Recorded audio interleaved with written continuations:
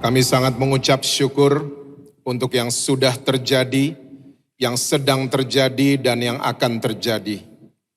Kami sangat yakin dan percaya Tuhan Yesus berdaulat penuh atas kehidupan setiap kami. Saat ini mari Roh Kudus Engkau bicara buat kami, terobosi kami Tuhan, tegur kami, koreksi kami. Kami mau Tuhan kami keluar dari ruangan ini, kami menjadi pelaku-pelaku firman-Mu. Bahkan kami mengalami perjumpaan pribadi dengan Tuhan Yesus.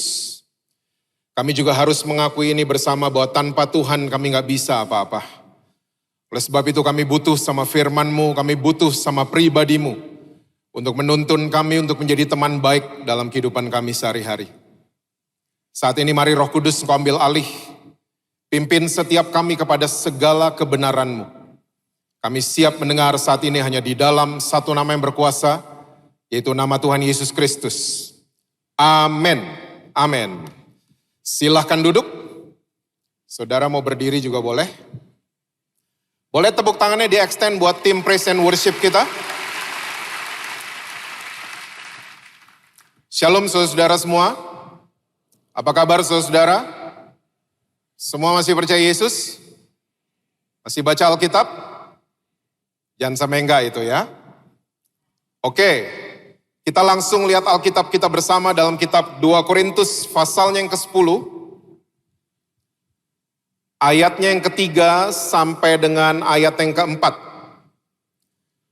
2 Korintus pasal yang ke-10. Ayatnya yang ke-3 dan ayat yang ke-4. Alkitab catat begini. Memang kami masih hidup di dunia, tapi kami tidak berjuang secara duniawi.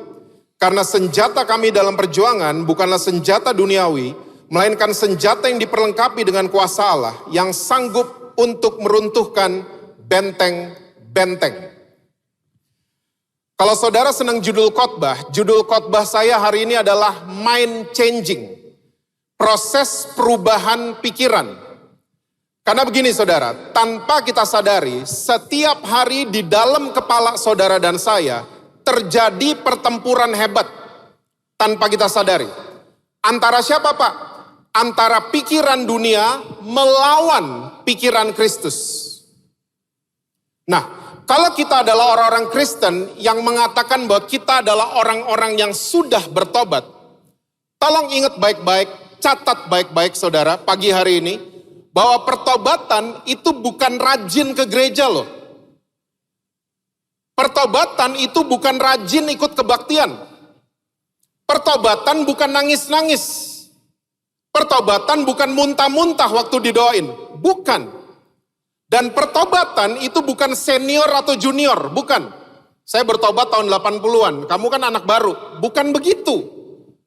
Tapi arti kata pertobatan yang sesungguhnya adalah kita merubah cara kita berpikir dari pikiran dunia menjadi pikiran Kristus.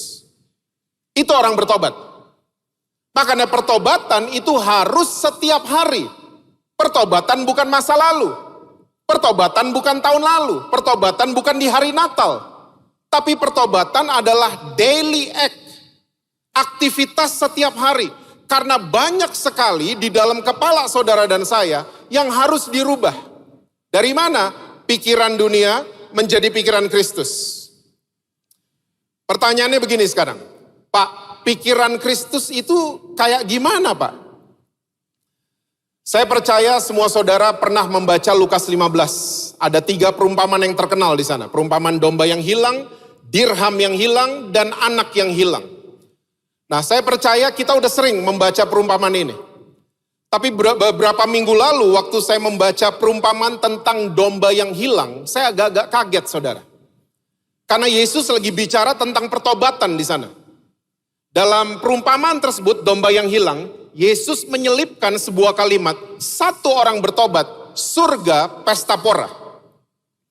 Nah, sekali lagi kita udah sering membaca perumpamaan ini.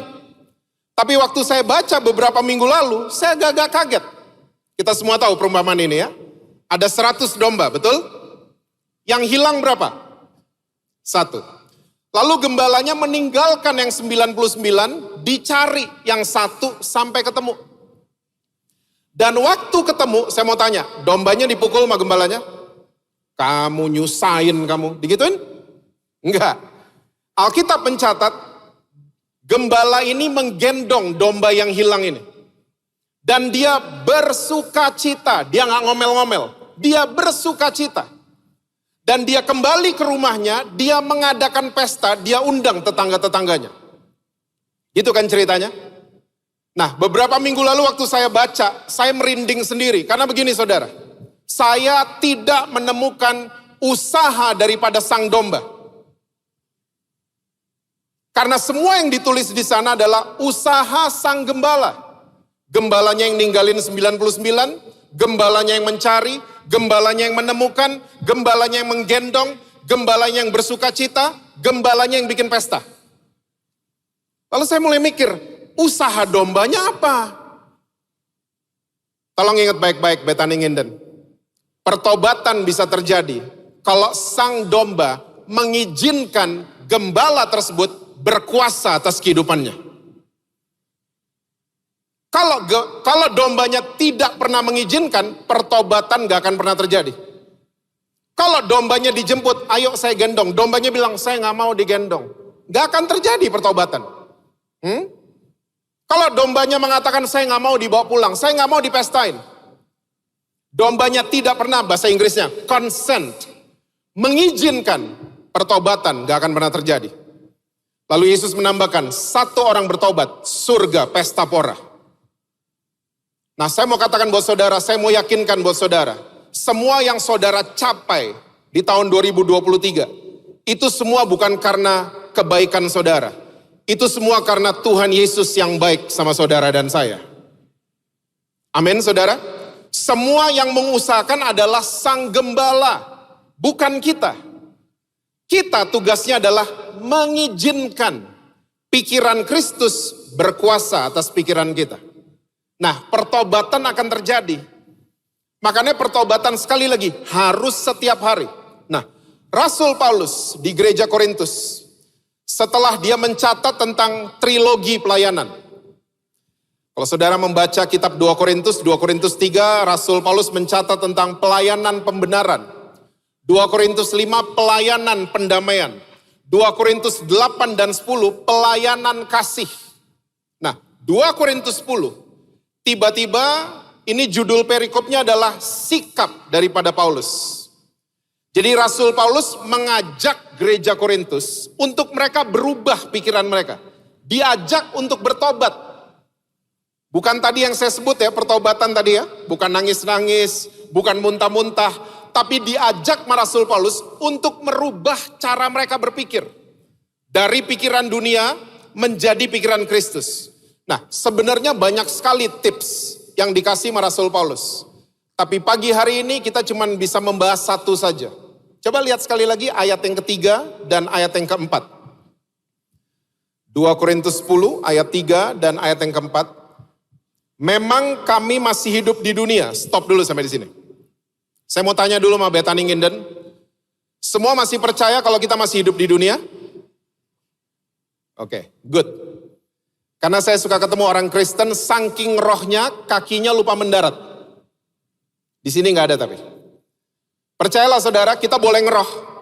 Karena hidup kita dipimpin sama roh Allah. Tapi percayalah, sengeroh-ngerohnya kita pulang ke rumah, nyalain TV, drakor akan muncul di sana. Sengerohnya kita masuk mobil, nyalain radio, lagunya The Beatles akan muncul di mobil kita. Karena apa? Kita masih hidup di dunia. Lanjut. Tetapi kami tidak berjuang secara duniawi. Karena senjata kami dalam perjuangan bukanlah senjata duniawi, melainkan senjata yang diperlengkapi dengan kuasa Allah yang sanggup untuk meruntuhkan benteng-benteng. Namanya adalah mendengar dan melakukan firman Tuhan. Mendengar dan melakukan firman Tuhan akan membantu isi kepala kita berubah. Dari pikiran dunia menjadi pikiran Kristus. Dan mendengar dan melakukan firman Tuhan akan meruntuhkan benteng sekuat manapun. Dengan kita mendengar dan melakukan. Saudara sadar gak? Banyak orang Kristen suka berpikir, lawatan Tuhan itu tergantung pembicaranya siapa. Saya mau yakinkan Bethany Nginden pada hari ini bahwa lawatan Tuhan gak ada urusannya sama pembicara. Mana buktinya Pak? Ada buktinya. Di Alkitab. Yesus datang di kota yang namanya Nazaret, tidak terjadi apa-apa. Yesus loh yang datang. Yesus loh yang bicara. Yesus loh pembicaranya. Karena apa? Penduduk kota Nazaret, mereka dengerin Yesus, tapi mereka menolak untuk melakukan. Mereka gerasa gerusu kan di belakang, ini anaknya Ucup Mama Maria kan? Udah gede aja, gondrong, ini anak tetangga nih, kok khotbah-khotbahin kita? Mereka gak terima dikhotbahin sama anak tetangga. So nothing happen, tidak terjadi apa-apa. Tapi kalau saudara pernah membaca di perjanjian lama, ada seorang pembicara datang di sebuah kota. Tidak naik pesawat, tidak pakai supir, tidak pakai taksi. Dia datang di kota tersebut, dimuntahin dari mulut ikan, baru dikerem 3 hari. Namanya Yunus. Dan khotbahnya melanggar ilmu homiletika. Khotbahnya melanggar ilmu berkhotbah. Khotbahnya biasa aja, tapi anehnya satu kota Niniwe dilawat sama Tuhan. Why? Kenapa? Ternyata bukan karena pembicaranya. Karena penduduk Niniwe hari itu, mereka mengambil keputusan mau melakukan apa yang mereka sudah dengar. Jadi ternyata lawatan Tuhan terjadi bukan karena pembicara. Lawatan Tuhan terjadi karena saudara dan saya mengambil keputusan, mendengar dan mau melakukan firman Tuhan. Amin saudara? Jangan pernah mengidolakan pembicara. Setuju? Idolakan Tuhan Yesus saja dalam kehidupan saudara. Jangan pernah mengidolakan manusia. Nah, ternyata mendengar dan melakukan ini sangat-sangat powerful. Nah, banyak orang Kristen suka datengin saya, mereka ngomong gini, Pak, saya bisa Pak melakukan, tapi gak bisa konsisten. Saya gak bisa Pak. Melakukan sekali-kali firman Tuhan bisa, pernah dengar? Atau sering buat? Saya bisa, tapi gak bisa konsisten. Nah begini saudara. Saudara semua pernah tergoda? Wow, semua rohani ya? Tergoda itu normal. Tergoda itu normal. Malam-malam jam 12 ya keinget main Indomie 2 pakai telur sama keju sama kornet. Pernah? Itu tergoda. Buka sosial media tiba-tiba ada foto mantan. Ih, lebih ganteng dari monster di rumah. Tergoda. Tergoda itu normal. Sangat-sangat normal. Nah, tapi sekarang yang kita kasih makan di pikiran kita, itu yang mana? Pikiran dunia kah atau pikiran Kristus? Karena kalau kita terbiasa, ya kasih makan pikiran Kristus, defense mechanism, apa tuh? Sistem pertahanan iman kita, itu akan kuat. Kalau kita sering bertobat, merubah cara kita berpikir. Nah, salahnya begini, waktu kita tergoda, ya, self defense kita itu nggak pernah terbangun. Makanya kita gampang jatuh. Gampang banget jatuh. Nah, saudara mesti tahu, di dunia barat, orang-orang di sana, kalau mau membuat orang jadi percaya diri, itu biasanya lewat seminar-seminar motivasi. Pembicaranya motivator-motivator terkenal. Wah, mereka kalau seminar motivasi banyak yell-yell. Ya, 1, 2, 3, yes, yes, yes. Pernah nonton? Ya, you can do it. Just do it. Wah, jadi self orang yang ikut seminar motivasi digelembungkan. Ini caranya orang barat. Digelembungkan. Tapi survei resmi membuktikan 15 tahun terakhir ini, orang-orang yang ikut seminar motivasi, waktu seminarnya selesai, dia kembali ke rumah. Itu selfnya yang tadinya gelembung, kempes. 1, 2, 3, no, no, no. Berubah. Dia jadi gak termotivasi lagi, jadi males lagi, jadi gak rajin lagi, dan seterusnya. Dan bulan depan harus ikut lagi seminar motivasi. Caranya orang barat. Cara orang timur beda. Cara orang timur, kalau mau jadi percaya diri, self mesti dimatikan. Dimatiin. Saya punya grup bela diri di WhatsApp saya. Akhir 2022, akhir 2022. Ada orang Indonesia, dia ingin membangkitkan percaya dirinya. Dia bertapa ke China. Saudara tahu nggak? Dia bertapa, di depannya ular kobra. Kalau dia masih gerak, ular kobranya akan matok dia, akan menyerang dia. Dan itu dianggap self-nya tidak mati. Karena hari-hari pertama, minggu-minggu pertama, ular kobranya masih nyerang dia. Oke, ada nyamuk, dia begini, ular kobranya nyerang. Dia pegel, ular kobranya menyerang. Bulan ketiga, orang Indonesia ini berhasil mematikan self-nya. Dia diem, ular kobranya diem. Tatap-tatapan. Dan waktu ini terjadi, dia ngelihat semua pada datengin dia. Nenek moyang datengin dia. Orang-orang meninggal datengin dia. Cuman Yesus yang gak datengin dia. Semua pada datang. Wah, dia matiin self-nya. Keluar dari pertapan itu. Jalannya agak tegak, setengah senti. Jadi percaya diri. Sampai di Indonesia, ketemu sama keluarganya yang suka bully dia. Suka merendahkan dia. Hilang lagi percaya dirinya. Makanya Alkitab, firman Tuhan gak pernah mengajarkan seperti ini. Disuruh gelembungin self, disuruh mematikan self. Yang Alkitab ajarkan adalah deny yourself. Sangkal dirimu. Bukan digelembungkan, bukan dimatikan, tapi disangkal. Saudara tahu arti kata deny? Menyangkal? Artinya adalah begini, kita mengganti pikiran kita, suasana hati kita dengan peristiwa atau keadaan yang berbeda.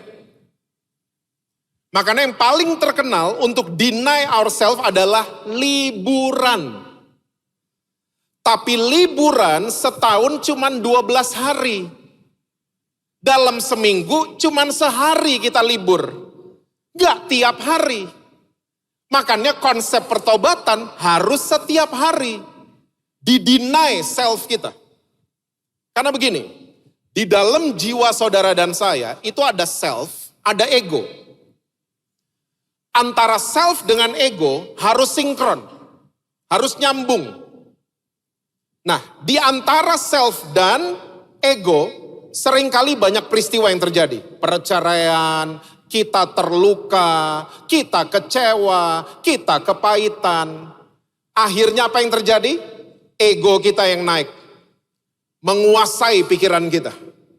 Ini yang disebut dengan pikiran dunia. Menguasai kita. Akhirnya ego tersebut jadi master dalam kehidupan kita. Semua keputusan yang kita ambil didasarkan dengan ego yang menguasai kita. Karena dia jadi master. Kita izinkan dia jadi master. Nah, makanya saya hari ini ingin mengajak Bethany Nginden. Izinkan sang gembala yang berkuasa atas kehidupan saudara. Jangan izinkan ego kita. Kita jadi nuntut. Saya kan mesti ngertiin saya dong. Saya kan yang terluka. Pernah ketemu orang-orang kayak gini? Egonya yang mendrive semua keputusan, semua kehidupannya.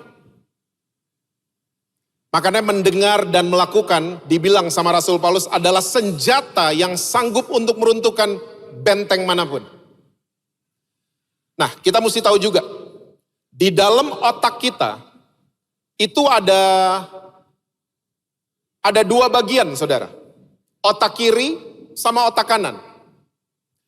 Otak kiri isinya yang berat-berat. Oke? Yang berat-berat. Matematika, untung rugi, ayat-ayat hafalan, aturan-aturan, dan lain sebagainya. Dan otak kiri kita kalau lagi bekerja, bola mata akan menuju ke kanan. Nanti aja ngacanya. Nah, otak kanan isinya tuh yang ringan, yang rileks. Oke, dengerin musik, lihat lukisan, ya, makan, minum, nonton konser, nyanyi lagu gereja, otak kanan bekerja. Dan otak kanan kalau lagi bekerja, bola mata akan menuju ke kiri. Nah, bayangkan Yesus datang di sebuah bangsa yang otak kirinya super kuat, orang Yahudi. Banyak survei membuktikan bahwa orang Yahudi kalau tidur aja ngitung. Untung dan rugi. Makanya sadar gak saudara, Yesus paling sering pakai istilah makanan. Akulah air hidup. Akulah roti hidup. Dan metode pemuritannya Yesus, ya saudara mesti tahu metode pembelajaran di Yunani, itu guru berdiri di papan tulis, mahasiswa atau siswanya duduk di ruang kelas. Itu metodenya orang Yunani. Saya mau tanya, saudara pernah punya foto Yesus sama murid-muridnya kayak begitu? Gak ada. Ya, karena metode yang Yesus kerjakan adalah pemuritan di atas meja makan. Kita semua punya fotonya. Saya sampai hari ini bingung, yang ngambil foto mereka ber-13 itu siapa? Dan ternyata metode ini berhasil banget. Sambil makan, di atas danau, di bawah pohon. Karena Yesus lagi mengaktifkan otak kanan mereka. Sambil makan, ya menikmati pemandangan, dan lain sebagainya. Dan saudara mesti tahu, sampai hari ini, ya sampai hari ini, metodenya Yesus masih relevan. Saya mau bertanya sama saudara, deal-deal bisnis besar terjadi di ruang meeting atau di meja makan? Kalau di ruang meeting, muffinnya nggak ada, kopinya nggak ada, addendum terus kontraknya. Salah nih, salah. Tapi waktu muffin keluar, kopi keluar, otak perhitungannya tumpul, tanda tangan. Yang masih single, kalau menyatakan cinta, jangan pernah di atas angkot. Masterclass loh ini. Ajak makan. Udah 2-3 hap, otak kanan bekerja, otak perhitungannya tumpul, nyatain. 100% pasti diterima. Nah ternyata otak kanan saudara dan saya, inilah tempat merenungkan firman Tuhan. Seringkali orang Kristen habis mendengar, kita bisa melakukan dan tidak bisa konsisten. Karena kita nggak pernah merenungkan. Kita cuma tahu ayat di otak kiri, kita hafal ayat di otak kiri, tapi otak kanan kita nggak dipakai. Akhirnya iblis masuk. Waktu iblis masuk, dia kasih bahan perenungan yang beda. Yang tentunya bukan firman Tuhan. Laki orang, bini orang, khawatir, kepahitan, balas dendam, tapi tahu firman. Makanya Raja Daud ngerti ginian, dia buka kitab Mazmur, dia ngomong gini, renungkanlah firman Tuhan tiap hari Natal, gitu. Renungkanlah firman Tuhan siang dan malam. Karena iblis mendakwa saudara sama, iblis menggoda saudara sama, siang dan malam. Wahyu 12. Kalau pikiran kita nggak pernah berubah, kita jadi mangsanya si jahat. Nah ini semua akan membantu kalau kita master self kita dengan firman Tuhan. Ya, menyangkal diri kita dengan firman Tuhan. Dengan apa? Bertobat setiap hari. Mengganti pikiran dunia menjadi pikiran Kristus. Saya percaya saudara, ya, bahwa pertobatan akan setiap hari terjadi dan surga akan ikut pesta pora. Karena ngelihat ada pikiran-pikiran yang berubah dari dalam kepala saudara dan saya. Pertobatan. Nah sekarang, ada satu oknum yang selalu mengganggu proses pertobatan ini terjadi. Proses mind changing terjadi. Saudara tahu nggak nama oknumnya siapa? Bukan iblis. Nama oknumnya adalah khawatir. Iblis setiap hari targeting. Ingat ya saudara, iblis itu gak bisa masuk ke roh kita. Karena roh kita udah miliknya Tuhan Yesus. Iblis targeting orang-orang Kristen yang otak kanannya gak pernah dipakai. Tadi kita udah bahas. Ya, cuman tahu ayat. Nah dia masuk. Dia masuk, dia kasih khawatir. Dan orang yang sudah khawatir, sulit melakukan firman Tuhan. Betul apa betul? Orang kalau udah khawatir, sulit disiplin firman Tuhan. Orang kalau udah khawatir, sulit taat sama firman Tuhan. Dan saudara mesti tahu, orang kalau sudah khawatir, dia bawa dirinya ke daerah musuh. Bukan iblis yang bawa. Dia sendiri yang bawa dirinya ke daerah lawan. Yuk kita lihat, 1 Samuel 27, ayatnya yang pertama. 1 Samuel 27, Ayat yang pertama, itu judulnya Daud di antara orang Filistin. Saudara masih ingat 1 Samuel 27 di mana? Itu sebelum 1 Samuel 28. 1 Samuel 27, ayat yang pertama, Alkitab bilang begini, tapi Daud berpikir dalam hatinya, bagaimanapun juga pada suatu hari aku akan binasa oleh tangan Saul. Jadi tidak ada yang lebih baik bagiku selain meluputkan diri dengan segera ke negeri orang Filistin. Maka tidak ada harapan bagi Saul untuk mencari aku lagi di seluruh daerah Israel. Dan aku akan terluput dari tangannya. Kita kalau baca ayat ini saudara, nada yang keluar dari Daud adalah nada khawatir. Satu hari nanti Saul akan bunuh saya. Mendingan saya menyingkir ke daerah mana tadi? Filistin. Saudara tahu Filistin siapanya Israel? Musuh bebuyutannya orang Israel. Dan kalau saudara baca 1 Samuel 27 sampai selesai, sempat beberapa saat Daud melayani raja orang Filistin. Saya mau tanya, masih terjadi sampai hari ini? Masih terjadi. Kita katanya anak Tuhan Yesus, tapi waktu kita khawatir, yang kita layani adalah raja kerajaan kegelapan. Kita satu frekuensi sama dosa. Kita satu frekuensi sama kerajaan iblis. Cuman karena khawatir. Saya ketemu banyak suami, banyak istri. Khawatir pasangan mereka gak bisa berubah. Pak, suami saya gak akan berubah, gak akan berubah. Pak, istri saya gak akan berubah, khawatir. Tiba-tiba reuni SMA. Ketemu pacar SMA. Ternyata cucian lama belum kering. CLBK. Setelah reuni, janjian ngopi. Pastor, kita cuman ngopi. Suami saya tahu. Ini teman lama. Suami saya tahu. Ya, janjian pertama di tempat ngopi. Janjian kedua di kamar hotel. Udah banyak saya ketemu seperti ini di Jakarta. Cuman karena apa? Khawatir orang bawa diri mereka ke daerah musuh. Cuman karena khawatir. Elia saya rasa adalah satu-satunya orang yang lihat api turun dari langit. Hari ini kita lihat api keluarnya di kompor kan? Elia turun dari langit bakar ratusan nabi Baal.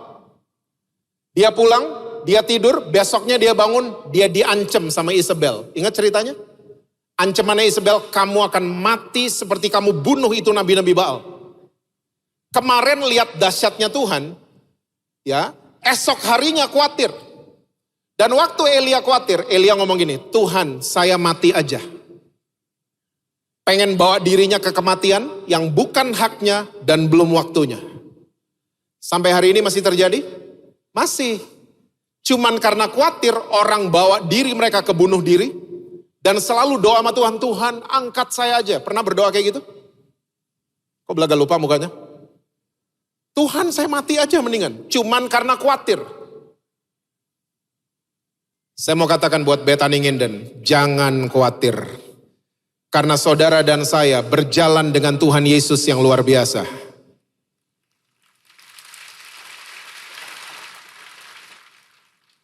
Don't be afraid. Jangan takut. Takut itu dari iblis. Bukan dari Roh Kudus. Takut itu bukan dari Tuhan. Takut itu dari iblis. Makanya jangan terjerat sama ginian. Jangan khawatir. Saya kalau naik pesawat, orang Kristen suka bikin malu. Goyang dikit, kalung salib dipegang. Kenapa itu? Kayaknya bulan Desember deh, Desember kemarin. Saya naik pesawat, guncangan cukup kuat. Turbulence. Saudara tahu nggak, di dalam pesawat itu teriaknya udah aneh-aneh. Allahu Akbar. Ada yang teriak, darah Yesus. Nah ini dia nih. Kalau ada apa-apa, saya mau komsel sama dia. Saya tandain orangnya. Tiba-tiba paling belakang, teriaknya paling kencang saudara. Setan gitu, setan lo dipanggil.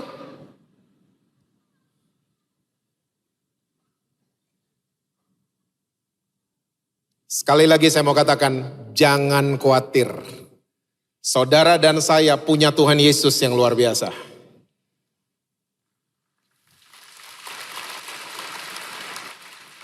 Takut mesti dihadapi. Setuju? Takut dihadapi karena dia iblis. Takut mesti dihadapi. Bahaya yang mesti dihindari. Kalau udah jelas ada bahaya, ada ular kobra di depan saudara, jangan dideketin. Kamu lucu amat. Sini. Itu namanya blow on. Itu bahaya itu. So, bahaya dihindarin, takut mesti dihadapin. Saya akan masuk di bagian terakhir dengan share buat saudara semua tentang map, peta.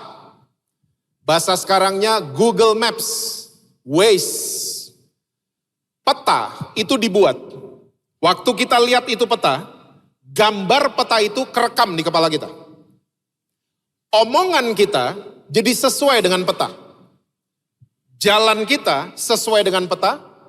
Dan kita akan tiba di tempat yang sesuai dengan titiknya peta tersebut.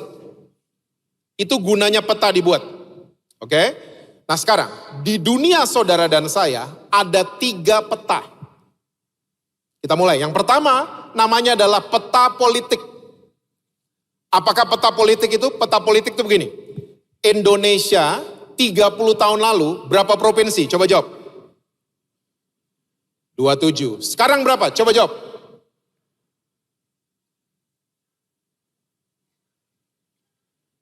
Tadi ditanya 30 tahun lalu, semua seragam loh, 27. Sekarang ditanya berapa?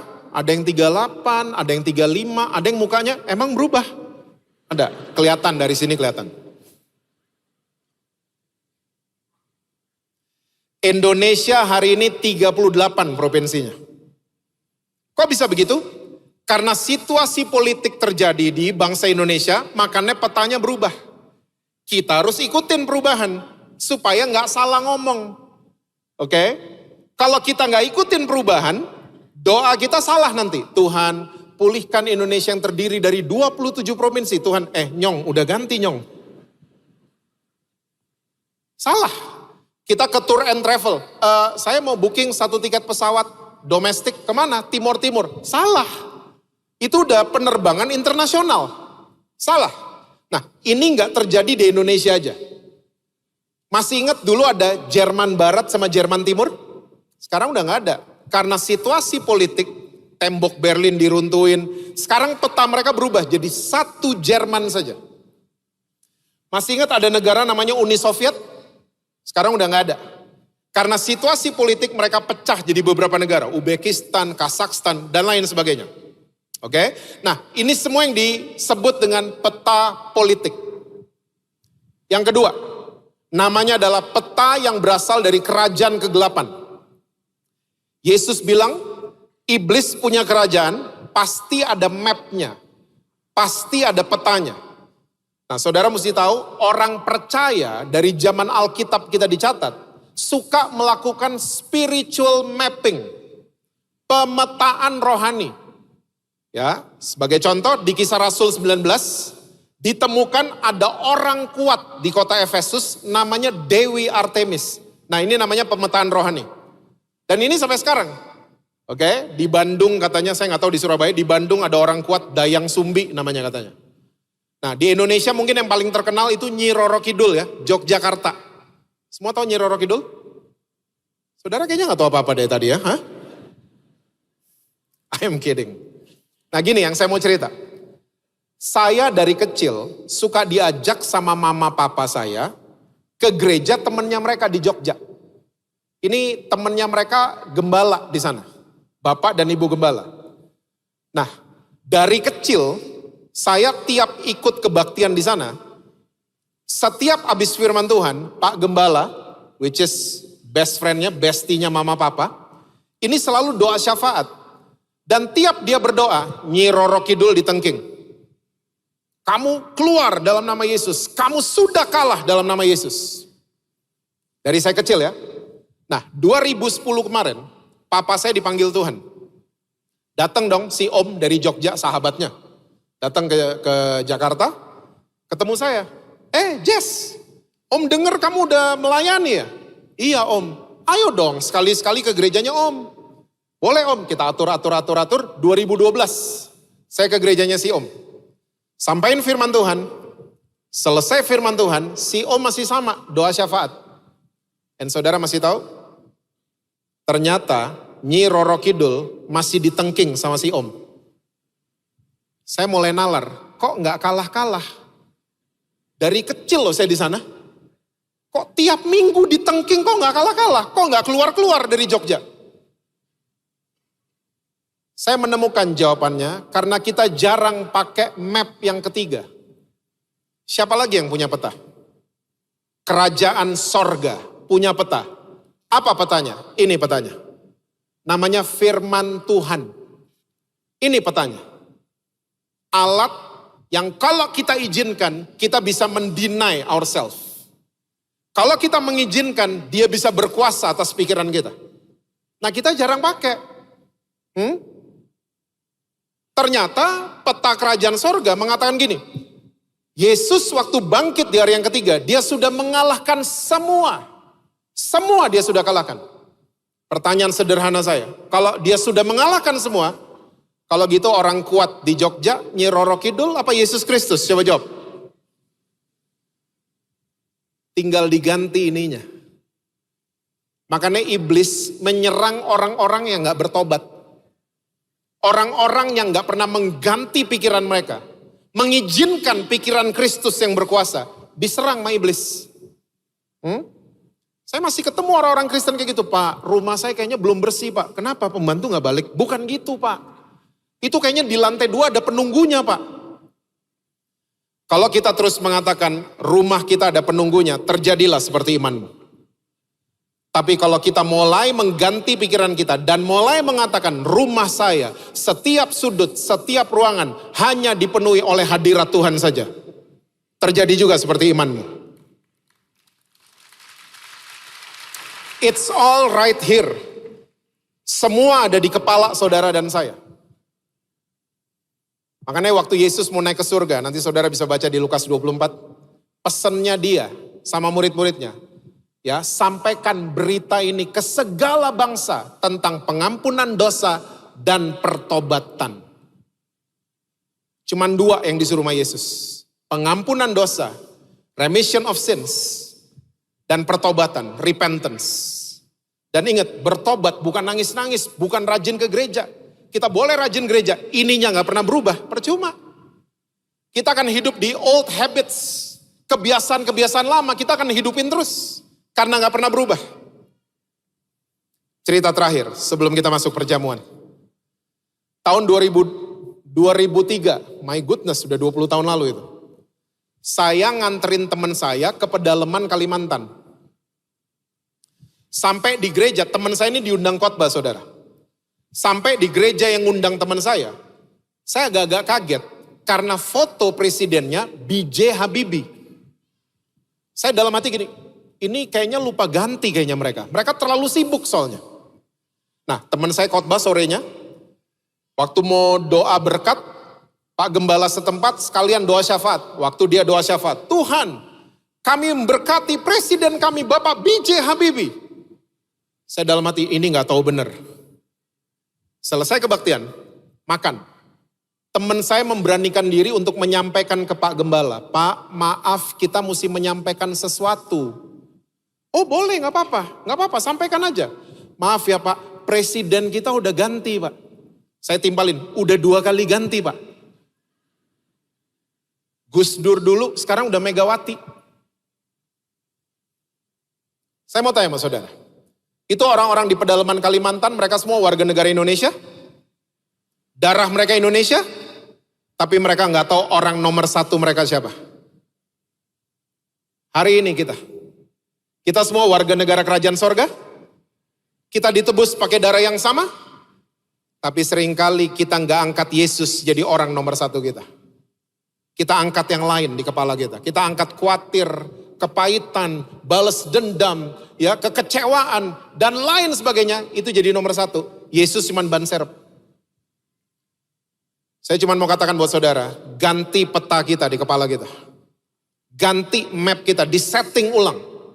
Angkat Yesus jadi orang kuat kita satu-satunya. Saya percaya omongan kita akan berubah, jalan kita akan berubah, dan kita akan tiba di tempat sesuai dengan titik-titiknya kerajaan sorga. Amin, saudara.